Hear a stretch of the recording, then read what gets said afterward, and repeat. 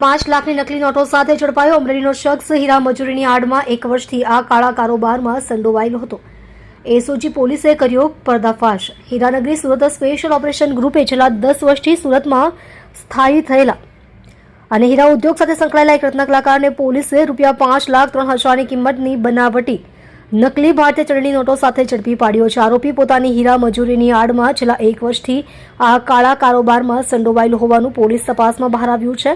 મૂળ અમરેલીનો શખ્સ ભીડભાડવાળા વિસ્તારોમાં નોટો વટાવવા જતો। પકડાયેલ આરોપી પરેશ પુનાભાઈ હડિયા ઉંમર વર્ષ 27 મૂળ અમરેલી જિલ્લાના સાવરકુંડલાના ઘાંડલા ગામનો વતની છે અને હાલ પૂણા ગામ વિસ્તારમાં રહે છે। તે છેલ્લા 6 વર્ષથી વરાછાની જાણીતી હીરાની કંપનીમાં કામ કરતો હતો। તે ખાસ કરીને ભીડભાડવાળી જગ્યાઓ જેવી કે શાક માર્કેટની લારીઓ, નાના ગલ્લાઓ અને છૂટક દુકાનદારોને નિશાન બનાવતો હતો, જેથી ભીડના લાભમાં કોઈ તેની નકલી નોટો પારખી ન શકે। 5,55,000નો મુદ્દામાલ અને વાહન જપ્ત।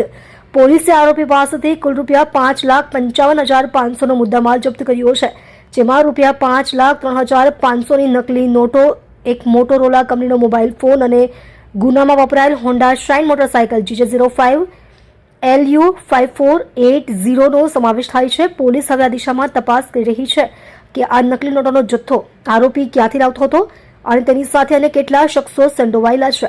નકલી નોટોના કાળા કારોબારમાં 1 વર્ષથી સંડોવાયેલો। આશ્ચર્યની બાબત એ છે કે આરોપી છેલ્લા 10 વર્ષથી પોતાના પરિવાર સાથે સુરતમાં સ્થાયી થયો હતો અને સામાન્ય રત્ન કલાકાર તરીકે જીવન જીવતો હતો, પરંતુ વધુ પૈસા કમાવાની લાલચે તેને ગુનાહિત પ્રવૃત્તિ તરફ ધકેલી દીધો હતો। છેલ્લા 1 વર્ષથી તે સતત પોલીસ નજરથી બચીને આ પ્રવૃત્તિ કરી રહ્યો હતો, પરંતુ અંતે તે કાયદાના સિકંજામાં આવી ગયો છે। આપ જોઈ રહ્યા છો ગુજરાતની સૌથી પહેલા ખબર આપતી Surat express news channel, director Rajesh મંગલેની સાથે।